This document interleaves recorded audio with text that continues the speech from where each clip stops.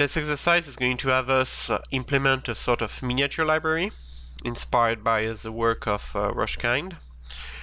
This library, this mini library, it's not really a library, is going to be composed of two files, a .c file and a .h file, as is usual. We'll have another extra demo.c file that's going to contain a main for our program, and it's just going to test our library function very rudimentarily. So you have already the content of a couple of files that are given to you. For example, rushkind.h. Rushkind.h will be the header file.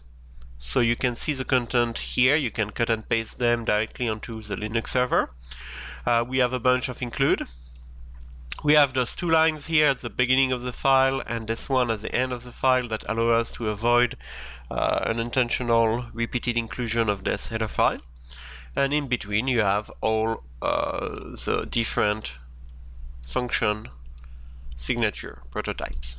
Okay, so these are the functions that we are going to make available from this mini library. So these are the ones we are going to implement.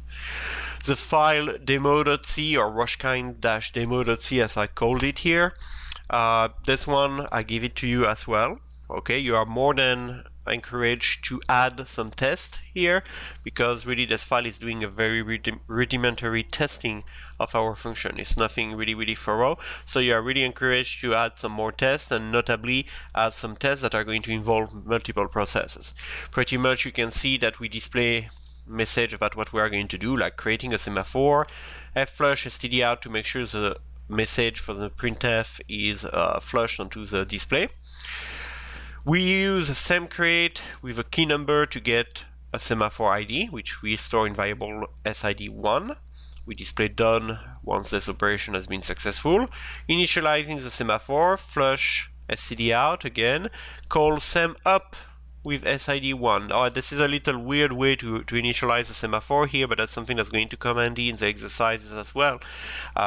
You can use the System5 API control function of the semaphore family of function to initialize to a particular value a semaphore. Since here we are mostly using binary semaphore, what I did in this code is I called the up version of the function to enable me to pretty much increase the semaphore by 1.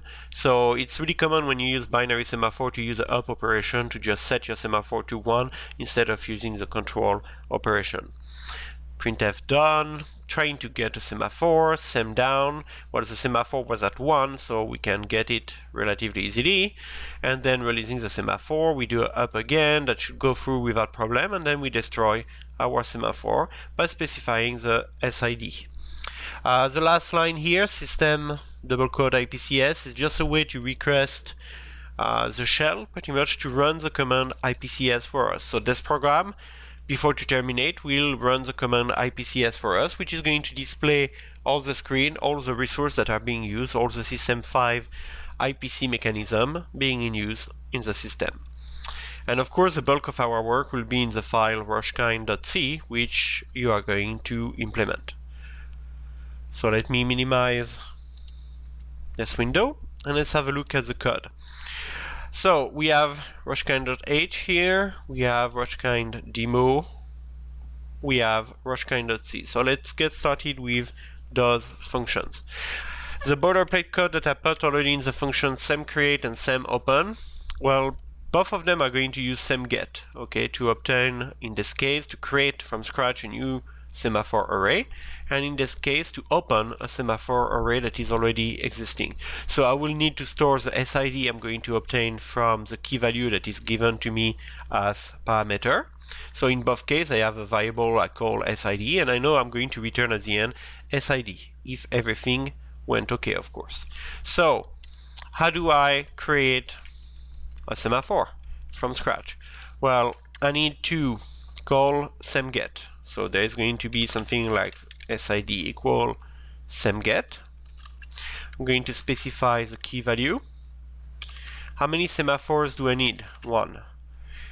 I want to create a semaphore from scratch, so I need to use this flag here. And I need to specify access permission to that array of semaphore. So that's the classic way to create a semaphore with a System5 API. Now we're going to check, as is mandatory, that this didn't fail. So how do I do that? Well, if it's equal to 0, I'm going to check if not SID, then I'm going to handle an error situation. P error, unable to create semaphore. That should be explicit enough. Exit failure. So I just get out of my program. Return SID if everything went okay. That sounds sensible. So we are done with our first function. What about the open function? Open function is going to be like really similar. I'm going to use a cut and paste to get started with this one. We have here SID again, and I'm going to fix my indentation. Okay, the SID variable is there. I do a semget difference. I don't have to specify IPC create because I do not want to create a semaphore array from scratch. I want to open an existing one, and because I'm going to open an existing one and not create a new one, I don't have to specify any access permission ever. So the call is a lot simpler, as detailed in the reading assignment. Sem destroy. To destroy a semaphore, I need to actually call semctl. Okay, so let's go for it. If, well, I'm going to do that like this. Semctl SID, nothing here. IPC RMID. I'm not trying to read any information, so I put null here. This should be the pointer to a data structure allowing me to set or read some statistic, and this should be the index of the semaphore in the semaphore array. Since I create arrays only of size 1, as you can see here, well, I'm manipulating pretty much only element index 0. So I'm going to have a little variable ret, return value, to which I'm going to assign whatever sem control returns to me. And if ret equal -1, then I'm going to handle my error situation. Unable to destroy semaphore. And after that, exit failure. Okay, and that's pretty much it for sem destroy. I don't have much more to do, and actually sem destroy should be, I'm going to fix that, should be void, insofar that there is not much sense to return anything from here. So let me go back here, sem destroy, there we go. Save. Go back to our code. What do we have left to do? We have left sem down and sem up. Well, both of these are going to boil down to call the sem up system call.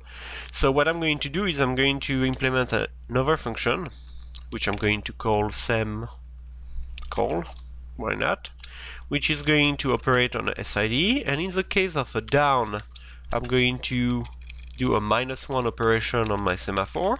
In the case of a up, I'm going to do a +1 operation on my semaphore. So I need to, of course, write this function, void semcall int SID int up.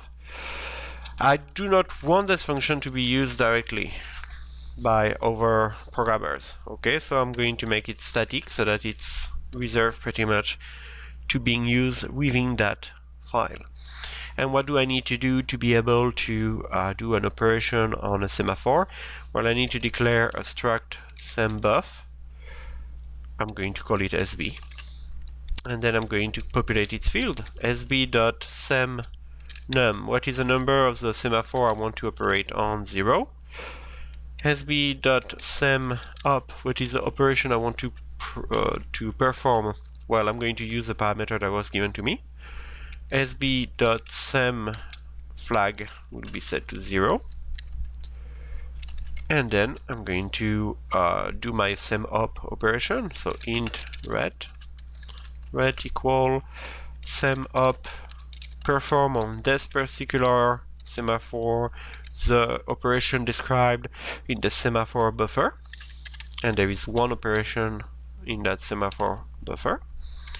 And then I'm going to check if that system call went okay.